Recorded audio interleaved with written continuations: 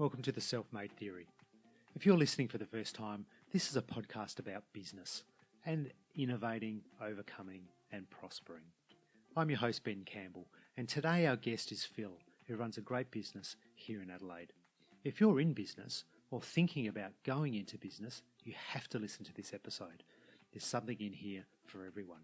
We cover topics like staying absolutely true to your vision, the importance of doing what you love, the most cost-effective thing you can do to differentiate yourself from your competitors, and we also talk about some really tough times that business owners can go through. Just a word of warning though, there is a part of our conversation where suicide is referenced, and if that's a trigger for you, then skip from around about the 24-minute mark to the 26-minute mark. If you need help regarding suicide or mental health, then please contact Beyond Blue via phone 24/7 on 1300 22 46 36 or visit beyondblue.org.au, or you can call Lifeline on 131114 or visit lifeline.org.au. Enjoy the episode.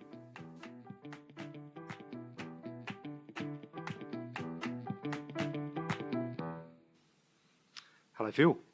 Hi Ben, how you going? Good mate, how Good. are you? Yeah, great, fantastic. We've finally been able to get together. It took I think it was a month. It could have been more. I think it was. I reckon we first started talking about this concept back in November, October, November. Yeah. I think. Yeah. And I think it's a great concept. and here we are. I know. At last. Yeah, which is looking very professional too, I might say. You are. You are. Not me at this end of the day. So, for those that don't know you, who is Phil from Caparezza? What's your elevator pitch? I'm just a little Italian boy that grew up in Australia with Italian parents and had a passion for all things Italian, which led me to open up the little cafe in James Place called Caparezza, which in turn led to our mobile coffee carts under the same brand, obviously. And I just try and be true to what I grew up with and my roots, remembering that I'm Australian and just doing it with an Italian twist, I guess. Yeah. So I want to come back to Caparezza in a minute because I know a little bit of the story. I myself am Italian. Well, not really, but well, you've had enough coffee. I think you're Italian by now. I'm a wannabe Italian. I drive an Alfa Romeo. Oh yeah, one of those. Well, my wife does anyway.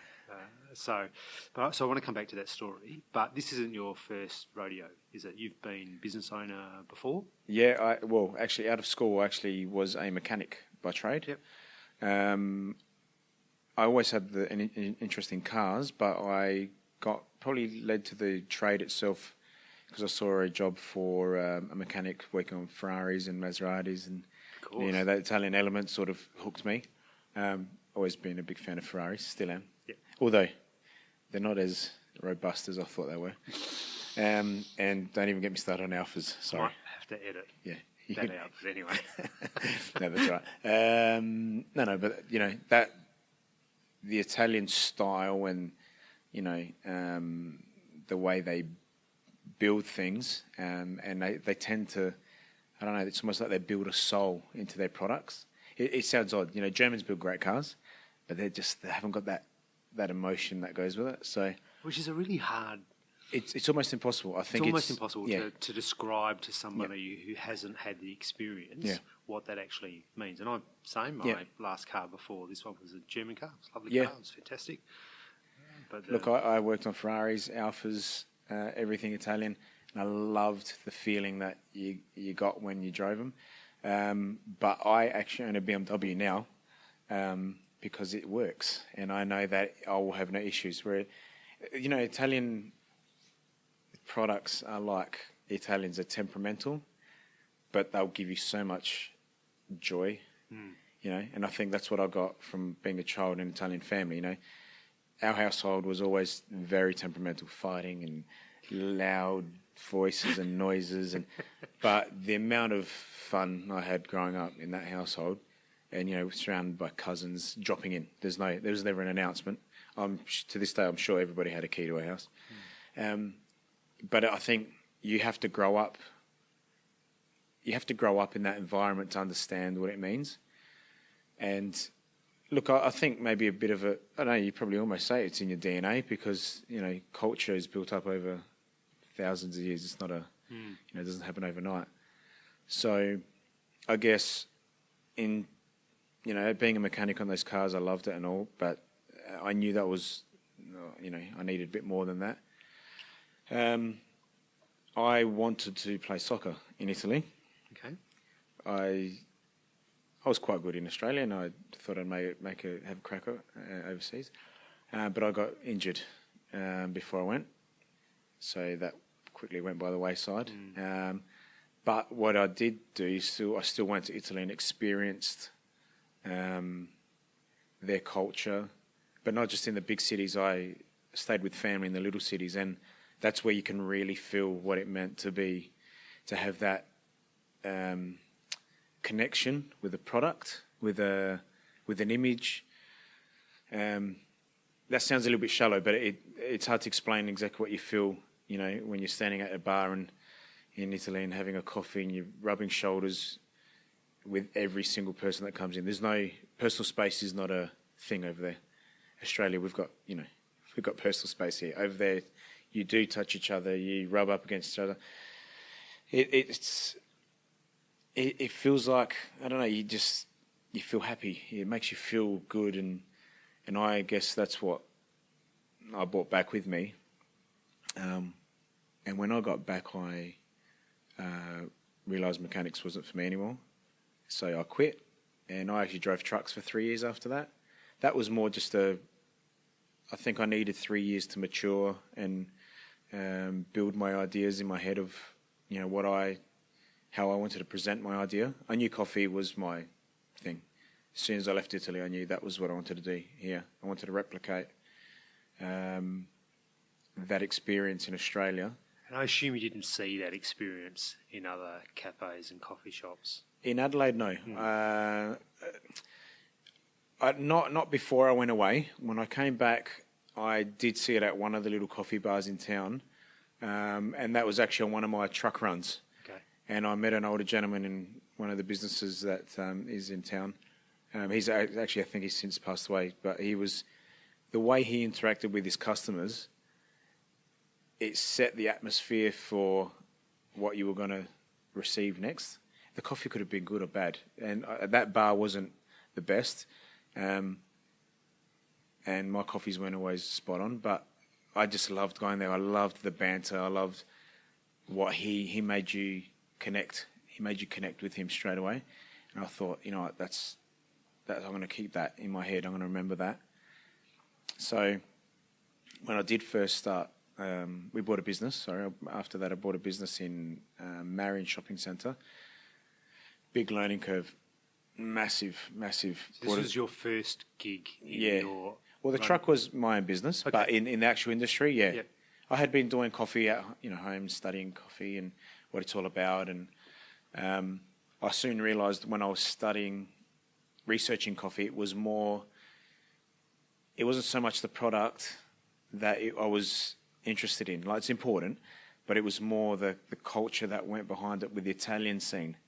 Because everybody does coffee all over the world, but the way the Italians did it, I can't explain it. You have to feel it. You have to actually feel that thing that you feel when you're drinking it and chatting, and you can hear noise in the background, and the morning rush is just something else. So when I bought our first business in Marion Shopping Centre, I sort of walked into... we bought two businesses, so I sort of walked into the worst decision ever made and the best decision ever made. I like it. It's hard. Two. Well, the thing is, so when we bought the two businesses, we bought one in a food court, and we bought the little kiosk. We bought them all from the same guy, and unfortunately, we didn't get told the full truth about one of the businesses, and so we struggled to understand why one wasn't making money. At the same time, the kiosk that we bought, the little coffee bar, I knew that wasn't making money, but I bought that cheap, and so I had to quickly adapt and shift my thinking and look at it as a whole and say, well, all right, so the food court shop's not making money. And I don't know if I could turn this one around, because I still believe now to this day that Italian food doesn't belong in a food court. It doesn't work. It's not quick and easy, and to make a sauce takes a long time. And so I said, you know what, I'm going to maintain that shop, but I've got to turn this little kiosk around really quickly. So I just applied all the knowledge that I had gained over travel and from my family, and people responded to it, and it was good, because Marion's actually a hard gig. There's quite a diverse demographic of people in that region of Adelaide. You've got suburbs with a lot of money, and then you've got suburbs where people, you can see that they're struggling to make it day-to-day living. So sort of, I had to learn to not, what's the word I can use? Not settle on my idea. I had to go with my full idea, thinking that one of these sides of the demographic might not like it. I couldn't bastardise it to fit. I needed to make that product that true, So you couldn't sort of generally try and please most. You can't, I think with what I wanted to achieve, I couldn't. It wouldn't have worked, because then I would have just been another coffee bar, And I think unfortunately in Adelaide, and I think it's changing now, but I think in Adelaide up until now, especially with Italian stuff, food and restaurants, they've always tried to adapt it to Australians. They may have had to do that. I'm not sure. I wasn't around. I wasn't running shops 20, 30 years ago. But, the cuisine that I saw in, so-called Italian restaurants, I'd look on a menu and think, that's not Italian. I've never seen that, never heard of it, And I think it was time that for me to say, you know what, no, I've got to stick with this idea in my head and teach Aussies about it. And I'm not saying just, Aussie Anglo-Saxons. I'm talking about even people from Italian generations down, because, after generation, you lose touch with the original culture.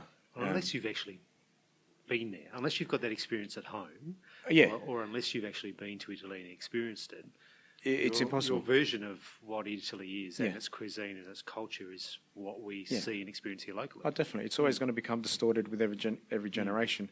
With me, I've got the good fortune of being a first generation, so I was very connected to it. Up until I was 5 years old, I didn't speak English. I didn't even speak Italian. I spoke a dialect, so it's even more removed. And then the first school I went to, there were 2 Italians in the whole school.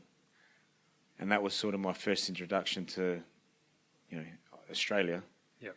Because up until then I had been with my grandparents, my parents, cousins, uncles, aunties. I didn't have a lot of connection. So just back on the purchase of the business. Yeah. So you said that you made the worst decision and the best decision. Yeah. If you'd had your time over again, what would you do differently?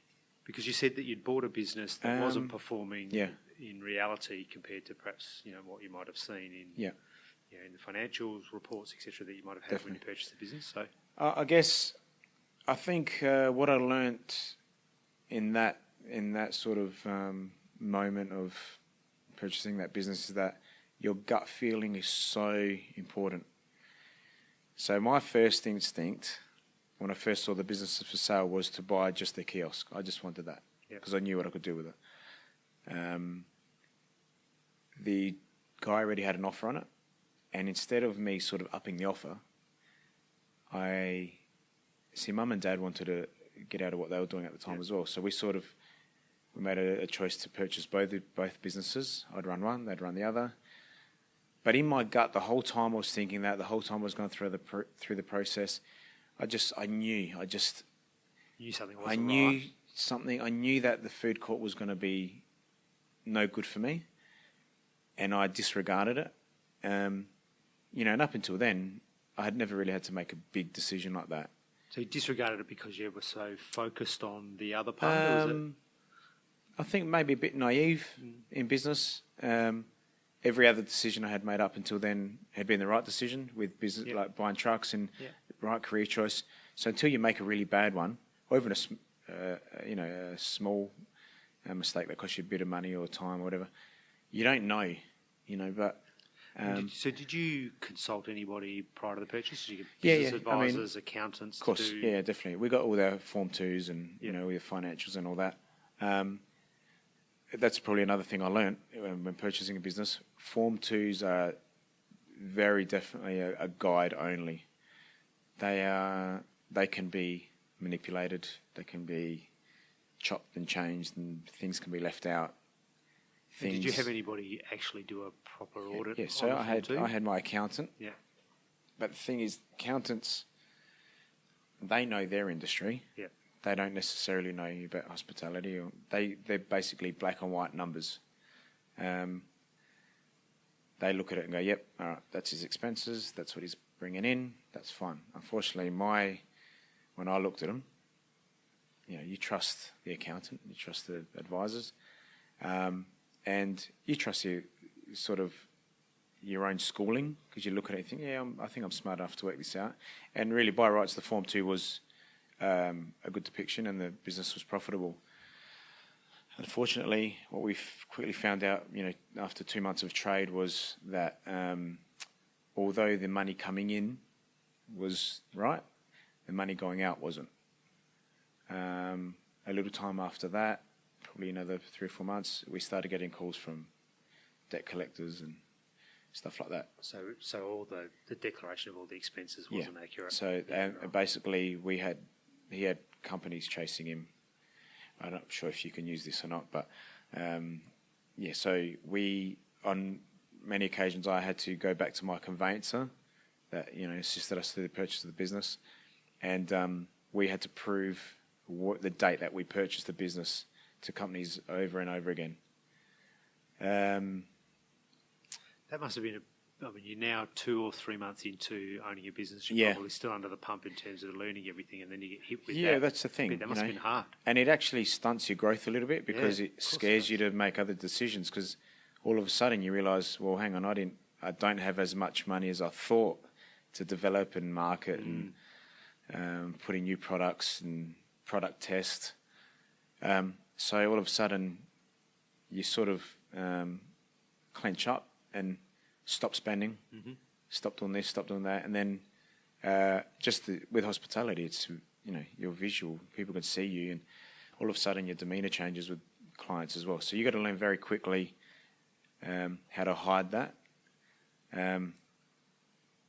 I know I say this to people. I think I developed a split personality when I started in hospitality, because you actually literally have to shift personalities from your personal life to your game face.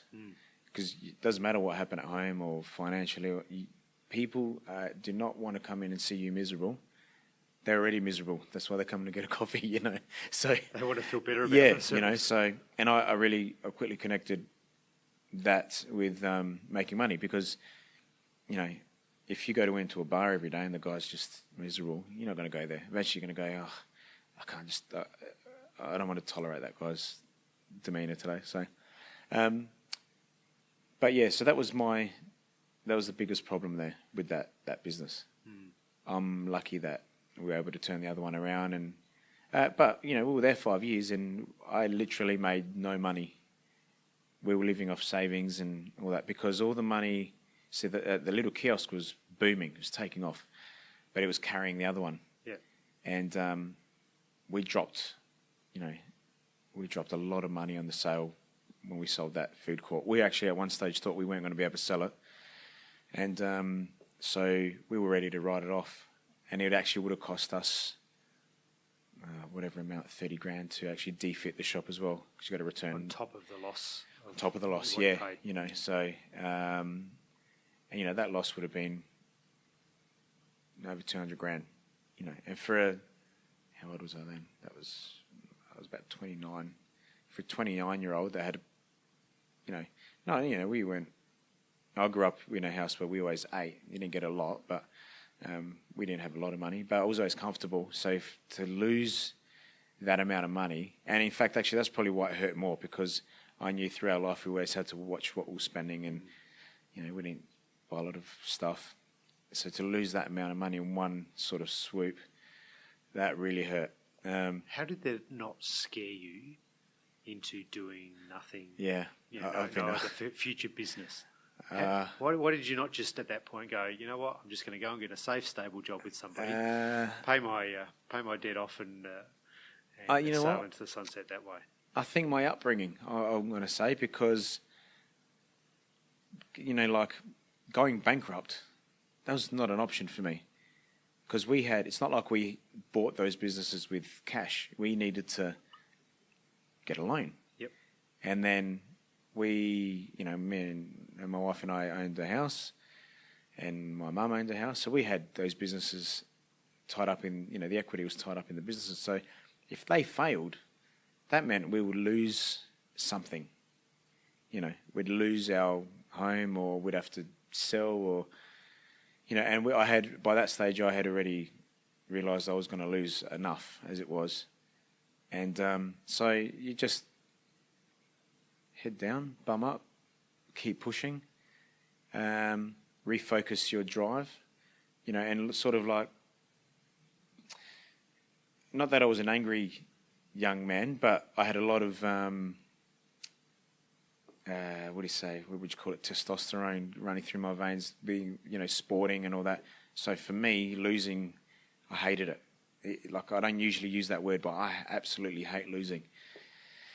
And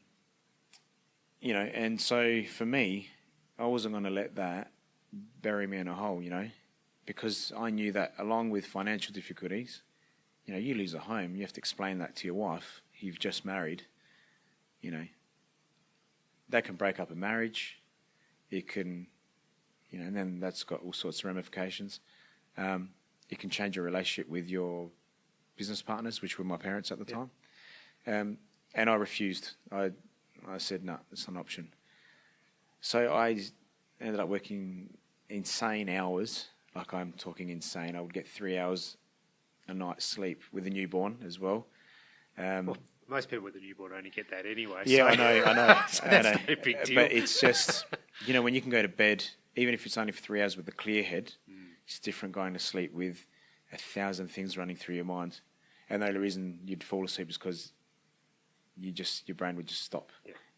And then as soon as you wake up, you pick them right up. So I think if you go through that sort of thing, you go slightly insane. And I think that's probably a good term for it, because you're actually in an altered state of mind. You don't think about the small things. You look at the big picture and go, all right, just drive towards that. And I even to this day, and we're talking, we sold that.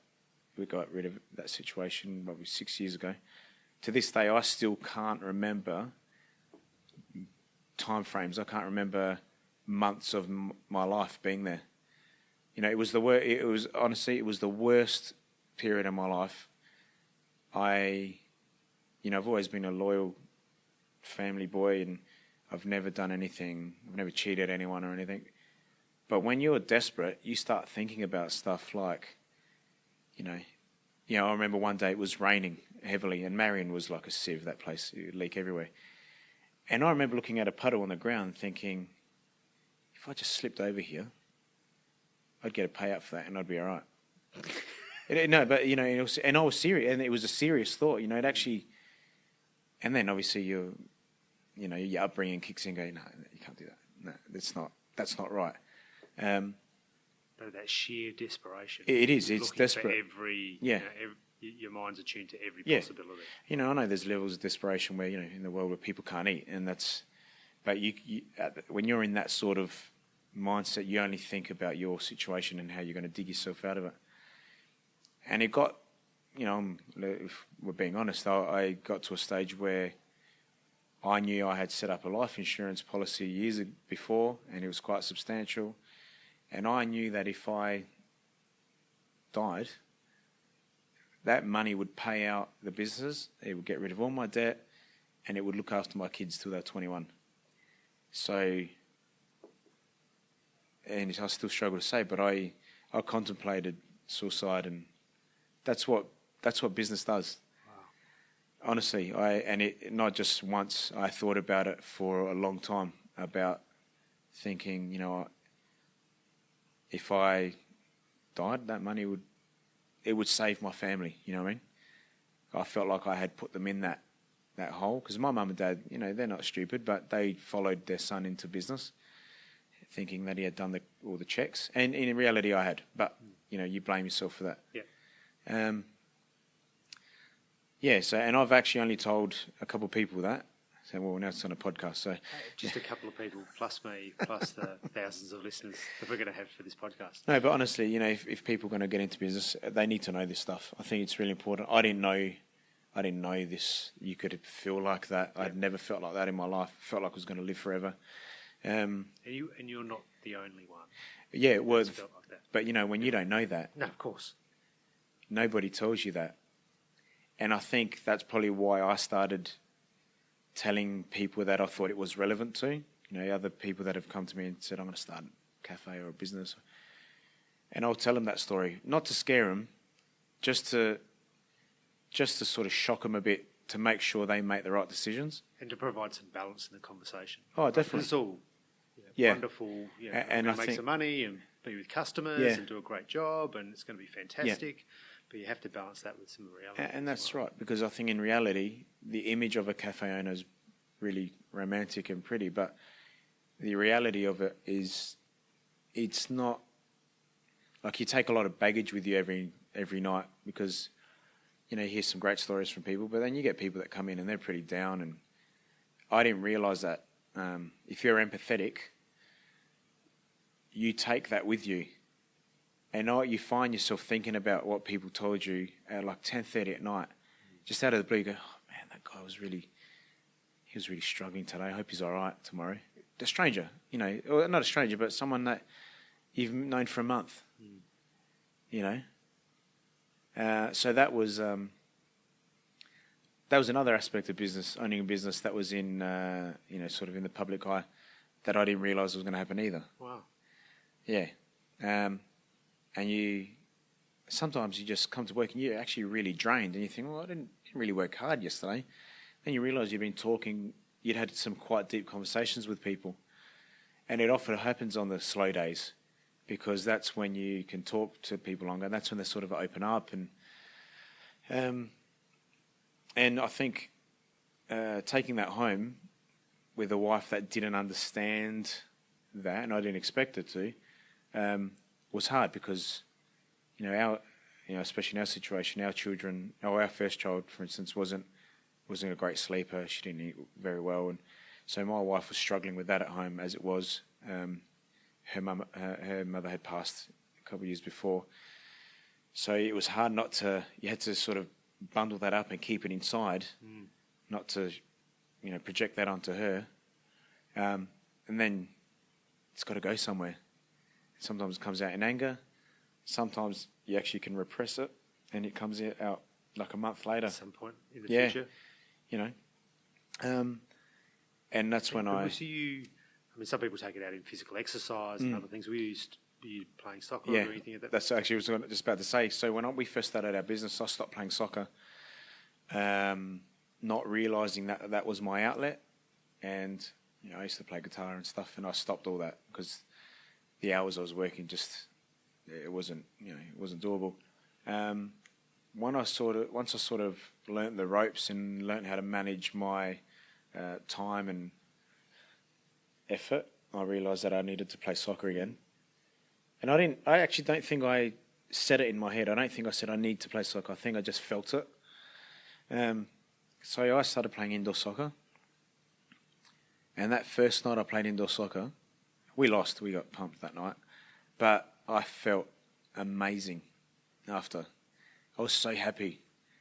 The other guys in the team going, what's wrong with you, man? We just lost 5-0. I said, you do not understand how good I feel. And it's a big thing. Massive. I mean, I'm a cyclist. Yeah. And when I'm smashed at work and I'm, work for 2 weeks and I haven't ridden my bike to or from work or whatever, my wife says, "Will you just go for a bike ride?" Yeah. Because she realises, like I do, Yeah. that that's an important outlet to get rid of. And, Definitely. And you're right. I think you need something that you can do that doesn't allow you to do anything else at the time. So when I was playing soccer, I couldn't do anything. I couldn't think about business. I had to think about the game. You can't do any paperwork while you're doing it. So, and I think like you said, with cycling, you can maybe put some earphones in, but and that in itself is good as well. Music and I realised that I needed to make a connection to music, like podcasts, of course. Podcast. I listen to lots of podcasts. I realised.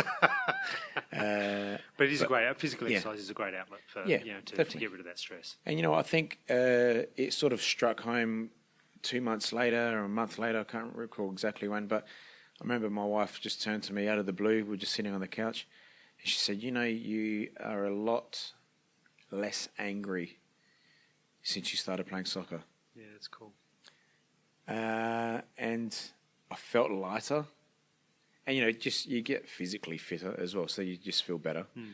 And that's because with hospitality, the thing is, you don't, as an owner, I realised, you don't get many breaks, and what happens is in the short moments you do get to breathe, if you've got to eat something, it's usually something small and sweet and sugary because it's just quick. Not necessarily that you want that, but then that in itself becomes an addiction because that sugar gets you through the next 2 hours of a rush of coffee orders and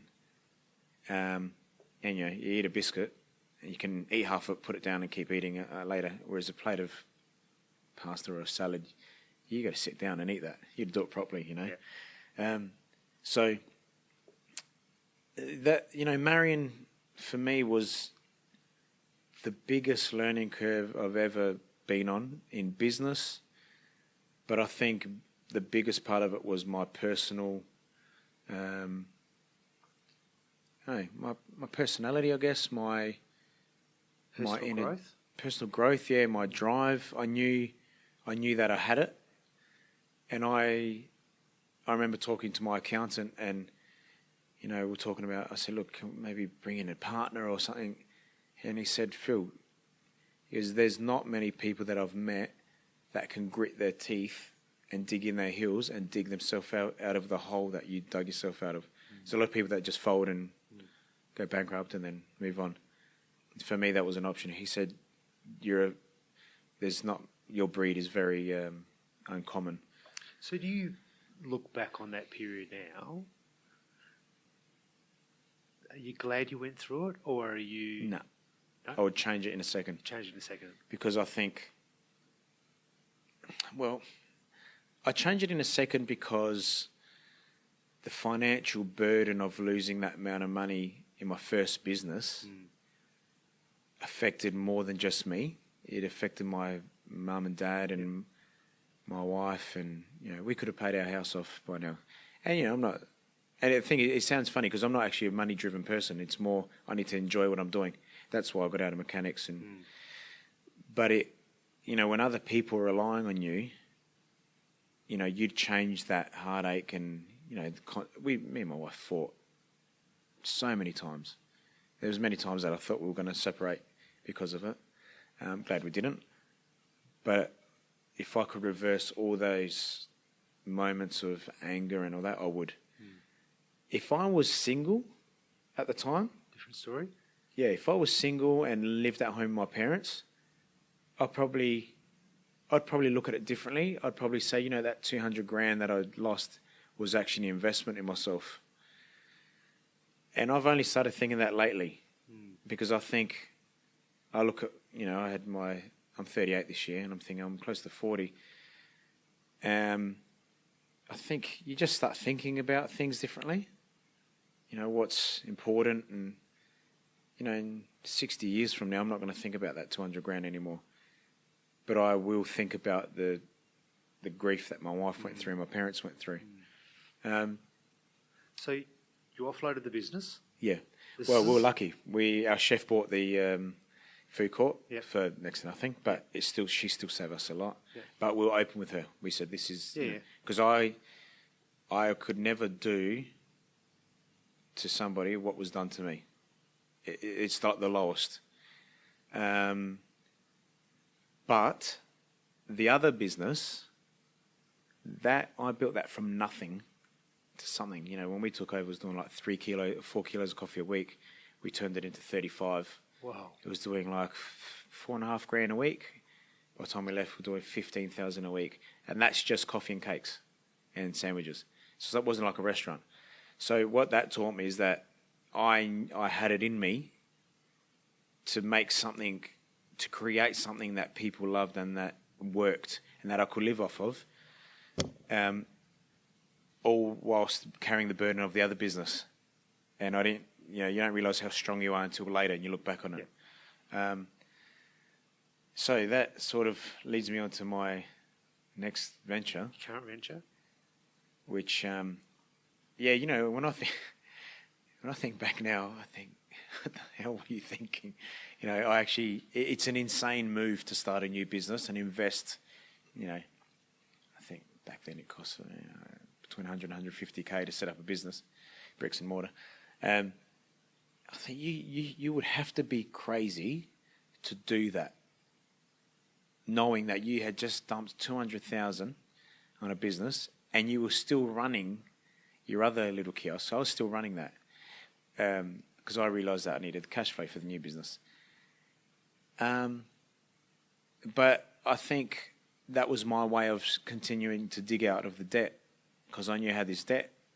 And even if I sold my little business, the little kiosk, it wouldn't cover the total debt of loss. But it's also a different beginning, isn't it? Because the first business you bought from somebody, and then had to turn that around, and you were buying, all the problems, all the issues, all the good stuff, bad stuff. You were buying that. Whereas in creating a new business, it's all you. It's all you. Yeah. It's all your ideas, and so you must have had at that point a pretty strong belief in your own ability because you'd turned the previous business. Look, around. I don't think I could have. I don't think I would have started a new business from scratch without having been through that. Because you back yourself then, like you said, you just know you can do it. So really, the idea with Caparezza was to start a business, cheap, set up, build a brand, sell it off within a 3-year bracket. The money from the sale, pay off your debt, go get a job. Never talk about hospitality ever again. Don't even think about it. So we started. That was pretty cool. And the thing is, when you can create something from scratch, you can actually replicate the image that you've got in your head to a T. I want to talk about this. Yeah. Because you told me a story ages ago. I think I first came to the cafe. You were one of the first, actually, yeah. Not long after I'd come back from Italy with my wife. We were on a wedding anniversary, which we loved. We loved the coffee culture over there. We loved the fact that we walked into a cafe where no one spoke English, but we all stood at the bar and we drank our coffees and ate our croissant and croissant, our little pastry. Yeah. And we loved that piece. And then when I walked through one day and went, oh my gosh, this looks just like an Italian coffee bar. And I walked in. It actually makes me really happy to hear that, because I think that's what I was trying to get. I knew that Adelaide was ready for it because, nowadays people travel, and most of the time people go to Italy because it's in the centre of Europe. You've got to pass through it eventually. Well, the thing is, that the design of that bar was all in my head. I didn't have a designer draw it up or anything. I drew that on a piece of scrap paper, and I'm talking a piece of scrap paper. It was ripped on one side. Have you still got it? I probably have. I probably got it jammed somewhere between a book. I think you need to frame it, pop it up. Yeah. You know what? That's actually a really good idea. And I gave that to my mate. He was a shop fitter. He goes, "What the hell is this? Who drew?" I think he might have even had a coffee stain on it. And I said, "That's my new shop. You got to build it." He goes, "What is wrong with you?" I said, "Look, don't worry, it'll work, man. It'll work." I said, "I got this image in my head." Because when I was in Italy, we stayed in Trieste for a little bit, and there was a bar there, and I fell in love with it. and I didn't take any photos. I took so many photos on that trip, except of that bar, because I think when I went into that bar every day, I just forgot about everything, and I just enjoyed the experience for what it was. So I had that image in my head, and I had to somehow get that out of my head through that scrap piece of paper and get my shop fitter to build it. And lucky we're friends, because I think anyone else would have said, I'm not taking this on. I'm happy to say he's probably just as crazy as I am. So what I did, I started going on internet and all that. This coffee bar in Italy had no Facebook, no Instagram, not even a photo from a website, nothing. So I started looking around at images that were similar. And then we sort of brought all these images together. And believe it or not, the closest thing I could find to what was in my head was a place in New York. All right. Yeah, and that guy's story was that he was half Greek, half Italian. Was born in Italy, went to New York, and that's what he wanted to do. So it was actually the intention was the same as what I wanted to do, even though our backgrounds are slightly different. So I found this place, found these photos, said, all right, this is what we need to do. So then I started looking on eBay, Gumtree, for bits of this shop. It's like a jigsaw puzzle putting this shop together. Our glass shelves, I found those in Maitland. What's that, 2 hours away. So I drove to Maitland with this old crappy van that I had, hoping to God it was going to make it, on these dirt roads, and I picked up these glass shelves. Then I realised I got to drive over those dirt roads with these glass shelves. And I bought them from a florist. And this guy ended up being a nutter, so I got stuck there for an hour talking to this guy as well.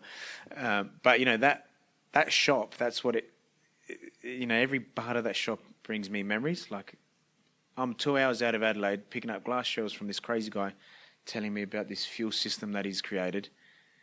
And he shows me his car, and it's this thing bolted to the front of his car thing. And I'm a mechanic, don't forget. I think this thing's going to blow up. I've got to get out of here. These are the experiences that shop gave me, those things. And the shop wasn't even open yet. And marble tops, plastic chairs that we've got in there are see-through. Because when I originally had the idea, I didn't want any chairs in there. I didn't want stools, because I really wanted that Italian thing. Then I quickly realised that we're Australian and we like to sit down. So I thought, I need to get something that gives the appearance that it's open. So I found these plastic chairs, Italian-made. The problem is with that, they're so expensive. I paid so much money for these plastic chairs. And I'm looking at it thinking, these are not worth over $200 each. But in terms of that image that you're looking for, you didn't pay that $200 I had to, and you picked a traditional stool or bar chair, Wouldn't have worked. It wouldn't have worked. No, I couldn't make a compromise. And that's what I think I had to be doing in my own head every day, really, was every time I had the urge to compromise something, I had to go back and say, no, can't do it. You can't do it. Unless I thought it was going to work for the benefit of the shop. So anyway, we got the shop built. I thought I had done a pretty good job. I thought the image in my head was pretty close. Tweaked it a bit for our Australian market, but I wasn't really sure if I nailed it. Business seemed to be growing. We were still carrying, that shop was still getting carried by the old shop at Marion that was still running. 6 months down the track, I reckon it was, this guy comes in, very flamboyant guy. Amazing. I've since got to know him well. He jumps in and he throws his arms in the air and he goes, "Oh my God!" In a really loud voice. The shop was full, mind you. Everybody was thinking, "Who's this guy? He's nuts." And I said, "Are you okay, buddy?" Thinking, don't piss him off. He goes, "This shop is exactly like a cafe that I saw in Trieste on my trip." And I said, "Where was it?" He goes, I think I said, "Was it near the train station?" Or he might have said, I can't remember how it went now. But we both realised that it was the bar that I had fell in love with, and he had fallen in love with it. And he saw that cafe when he looked at mine. I thought, that's when I knew I nailed it. Oh, that's just that was fantastic. And you know, it's funny. I never said it out loud, but I think in my head, I threw it out to the universe, and I think I asked the question, I need to know if I've done this right. I need to know. I need a sign. What a great validation. And he just walks in, this guy, and got to know him. After that, I got to know him. Oh, and then then he's had a coffee. He goes, it's exactly the same. He goes, I'm getting the same buzz. He goes, I feel like I'm overseas. I feel like I'm there. So anyway, after that, I got to know him. We actually had mutual friends. And he, at the time, I'm not sure now, but at the time, he was the leading Twitterer. Right. In Adelaide and maybe in Australia. So he got our name out there really quickly. So not only did he validate what I'd done, he actually helped me build my business with throwing, because people listen to this guy. I don't think anybody listened to Twitter, to be honest. But at that stage, I've since learned it's a very important tool. So he helped me build, and he'd bring people there all the time.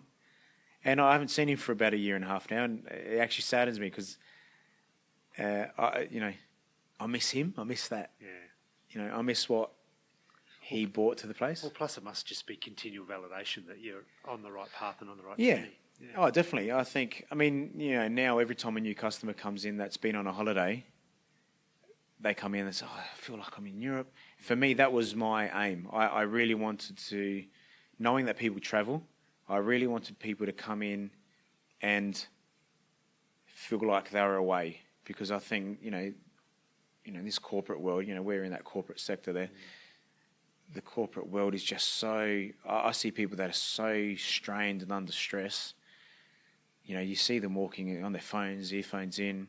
You're a culprit of that. Just busy. Their heads are busy. And I think when they come into the bar, most times, if they're going to stay in the bar, they'll put their phone down. And I've seen people reject calls all the time. Because when they're there, they'll have their coffee, they want to chat, they don't want to, Whereas at Marion, people never got off their phones. They'd actually sit down and be on their phones, talk. So for me, it was actually really nice to know that in people's daily lives, I was able to supply an outlet for people. And, some people come in, especially with a short break, you're in there for like literally 3, 4, 5 minutes. And for that 5 minutes is just a little recharge, not just because of the caffeine, but mentally they could go out and, get through the next hour and a half, 2 hours. Well, it's a great experience. I've been there a lot. Yeah. It's a great experience, not just for the aesthetics of the place, which I think are fantastic, but the people you have working there, including yourself, that makes it. Yeah. And you said before that if you could nail the experience, the coffee wasn't as important. Yeah, definitely. The coffee's pretty important. It's got to be good. And definitely. I think your coffee is the best in town. I've been to a lot of places. Yeah, appreciate it. It certainly is. So when you put all of those things together, and I'm sure you can probably get good coffees elsewhere, but what's really hard to replicate when you're running a business, and what's really hard for customers to get elsewhere, is that experience. Yeah, I think people. I think that's what's lacking in. I'm going to say Adelaide, but I think actually lacking in Australia is that, unfortunately, hospitality is not seen as a career path for a lot of people.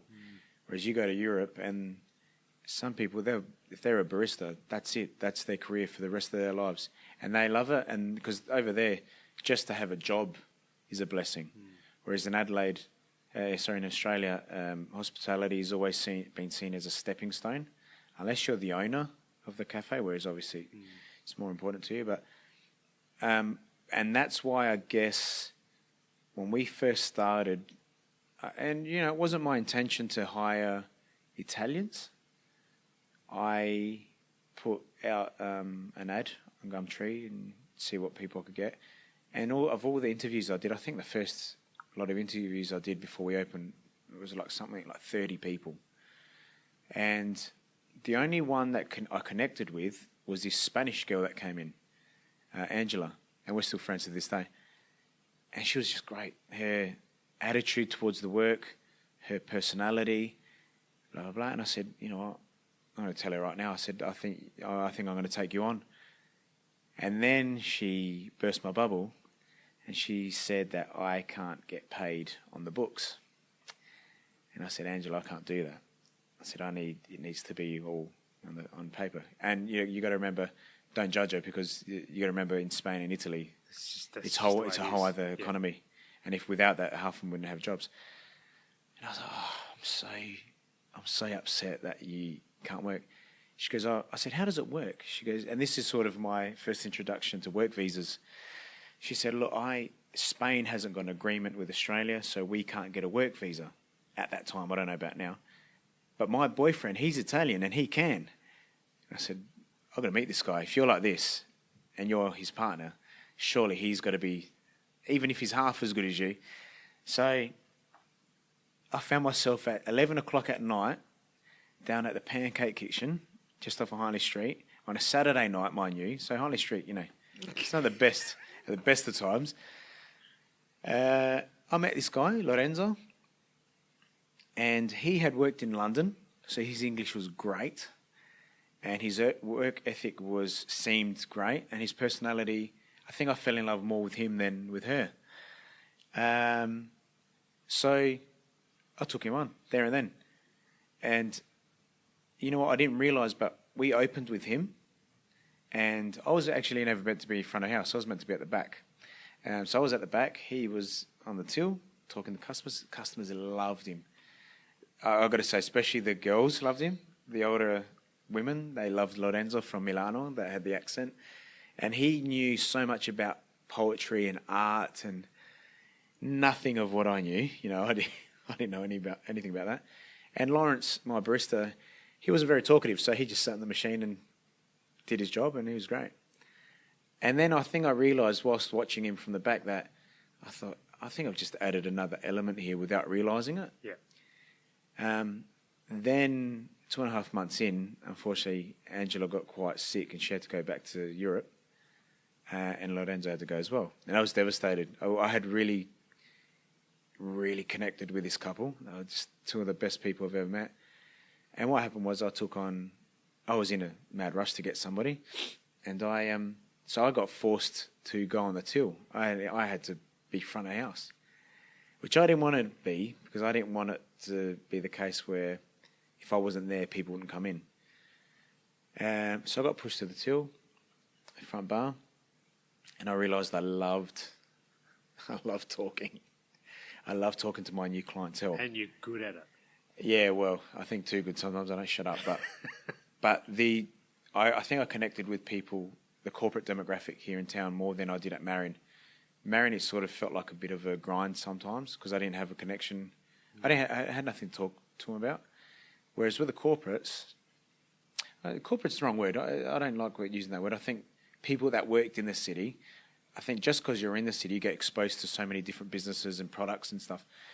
So they are actually a bit more open-minded when it comes to, trying new stuff. And I just found that I connected well with them. And then I needed somebody, so I actually ended up hiring Lorenzo's friend, Matteo. And me and Matteo formed this bond like you wouldn't believe. And that rubbed off on our customers, because in the bar, it's actually funny, because at the old shop at Marion, when customers were at the bench, I'd tell my staff, no talking, get to work. And I think that's a common thing with most businesses. Whereas here at Caparezza, when people come in, we don't stop talking. We continue and we drag them into our convos. So all of a sudden, these people have come in for a coffee. Next thing, they've been dragged into a 10-minute conversation about, the football or the soccer, or how we hated that referee, or, 10 minutes later, people going, I could go to work. I've been here too long. So it actually became our thing. It almost became like a bit of a show. I still feel like we're putting on a show, but without, not intentionally. I think we just like talking so much about our stuff. People get dragged into it. It certainly does. It's quite unique. It certainly does add to the experience. Oh, definitely. And I think people love it because, and then, working with other Italians, you get angry at each other. You don't hold back. I was born here, but I've very much got that Italian blood. And I arced up at them and they arced up at me. And I'm the boss, mind you. They're still arcing up at me. But I've never looked at myself as the boss. So people would see us arguing about stuff and they quickly learned that, man, this thing's the real deal. These guys are Italian and this is the Italian experience because we don't behave like this at home. No other business behaves like this. It just works. And people started, it became a show.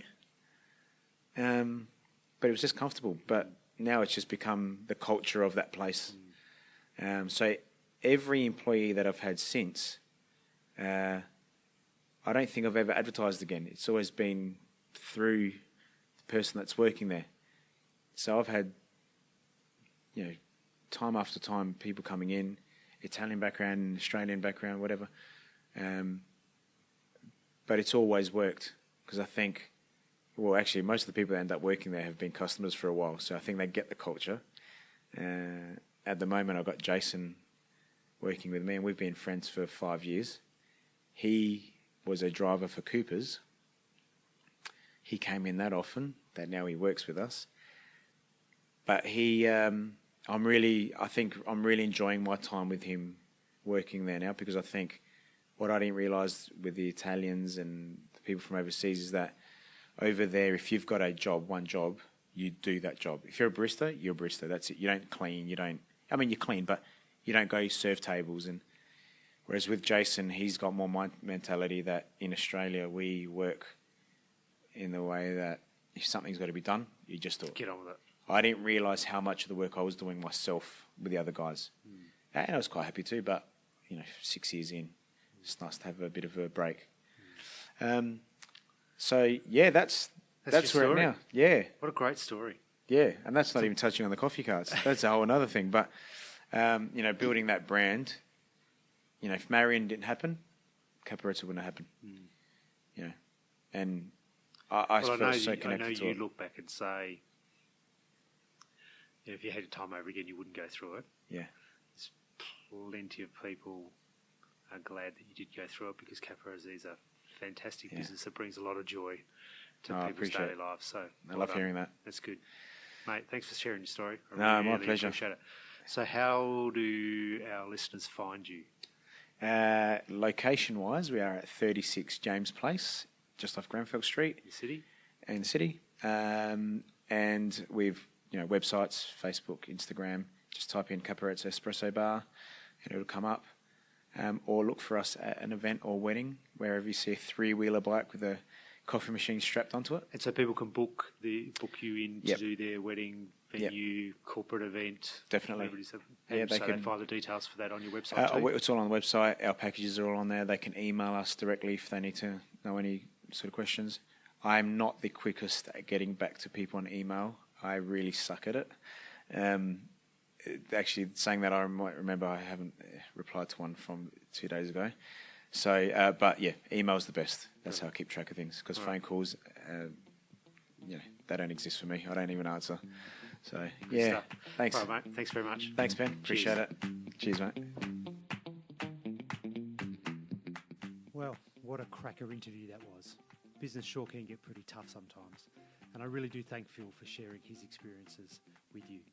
If you find things are getting tough for you, I know it's going to be tempting to try and push through, especially when you're a time-poor business owner. But I really encourage you to reach out and get help. What I love most about talking to Phil was how he had a really clear vision of what his business was going to be and how he stayed true to this and brought it to life and how his customers love it. Don't forget to subscribe to The Self-Made Theory on your favourite podcast app, whether it be Pocket Casts, Apple Podcasts or Podbean. You'll find us pretty much everywhere. We're also on Instagram, Facebook and Twitter. Just search for The Self-Made Theory, and our website is theselfmadetheory.com. I hope you enjoyed that episode, and don't forget, until next time, to keep innovating, overcoming and prospering.